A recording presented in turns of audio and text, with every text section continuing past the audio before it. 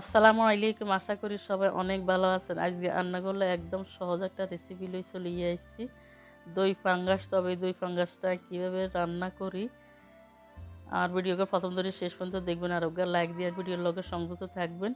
দেখতে পাচ্ছেন ফাঙ্গাস মাছের টুকরাগুলো কত বড় বড়, একদম যেন বোয়াল মাছের মতো। এটাকে আসলে বলতে পারেন গরিবের বোয়াল মাছ। আসলে ফাঙ্গাস মাছটা কিন্তু ছোট বড় সবার জন্য কিন্তু অনেক ভালো হয়। এই মাছে বেশিরভাগ কাটা থাকে না, সবাই কিন্তু এটা অনেক মজা করে খেতে পারে, বিশেষ করে বাচ্চারা আর বুড়ারা। টুকরাগুলো অনেক বড় বড় এবং পোক্ত মাছ।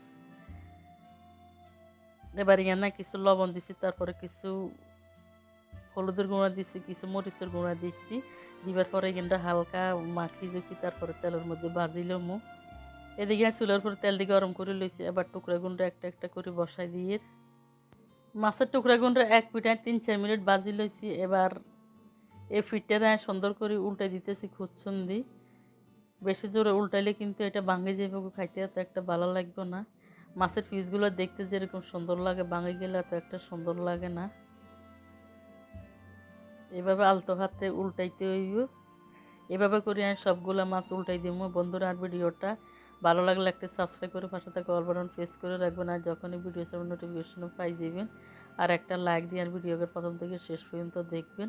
এগুলি মাছের উল্টানির পর এগুলোর প্রায় 3-4 বার উল্টায় পাল্টায় বাজি লইছি। দেখতে পাচ্ছেন সুন্দর ভাজা হয়ে গেছে। এবার এগুলো উঠায় লাইয়ের মাছগুলো সব উঠানির পরে দিয়ে এবার এখানে আরও কথা কিন্তু তেল দিচ্ছি। এবার ইয়ানে হাফ কাপ পরিমাণ পেঁয়াজ কুচি দিচ্ছি, তারপরে দুগাতে যতটা ছোট্ট করে কাটি টুকরা করে দিচ্ছি।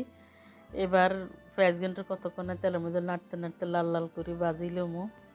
পেঁয়াজগুলো ভাজা হয়ে গেছে। এবার ইয়ানে ধনিয়া গুঁড়া, জিরা গুঁড়া, আদা রসুন বাটির মধ্যে লইছি। পর্যায়ে এনে কুদুর হানে দিতে আর হরে গান লাড়াই চাড়ে আপনার পেঁয়াজের মধ্যে হালাই দিয়ে এভাবে হালাই দিলে কিন্তু একদম বাটা মশলার স্বাদটা পাওয়া যাইব। এগুলো দিবার হরে সুন্দর করে লাড়াই চাড়ে মিশাই লইতেছি। এই পর্যায়ে দিয়ে ইয়ানা হাফ চামচ পরিমাণ হলুদের গুঁড়া, তারপরে দিতেছি ইয়ানা হাফ চামচ পরিমাণ লাল মরিচের গুঁড়া। এবার দিতেছি স্বাদ মতো লবণ। দিবার হরে আবার কুচুন দিয়ে লাড়াই চাড়ি। দেখতে পাচ্ছেন তেলের মধ্যে মশলা কিনতে একদম কোয়াই লইয়ে। এভাবে কোয়াই লইলে কিন্তু আপনার কাঁচা গন্ধটা চলে যাইব গই।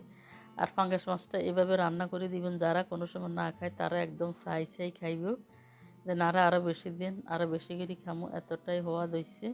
আর আসলে এই ফাঙ্গাস মাছের এখন জাতীয় মাছও বলতে পারেন। ফাঙ্গাস মাছের এখন কিন্তু জাতীয় মাছ বলে অনেকে, সবার কিন্তু অনেক ফেভারিট হয়ে গেছে।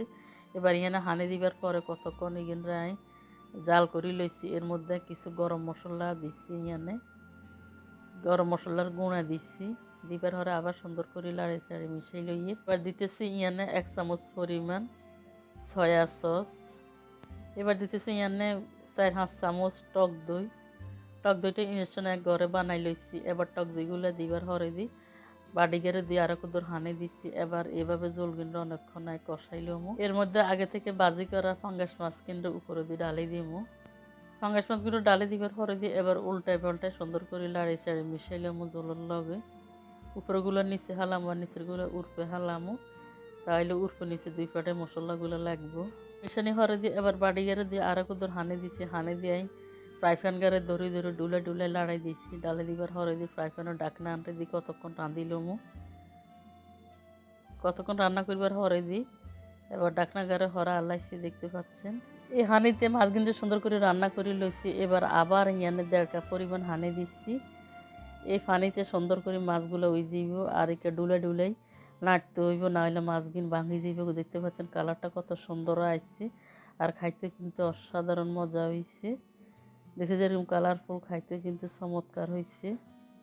চুলার আগুনটা অবশ্যই মিডিয়াম আছে দিতে হইব, তাহলে ভিতরে মাছগুলো সুন্দর হয়ে যাবে। এবার ইয়ানো শুকনো মরিচের একটু গুঁড়া করে উপরে দিয়ে ফালাই দিতেছি।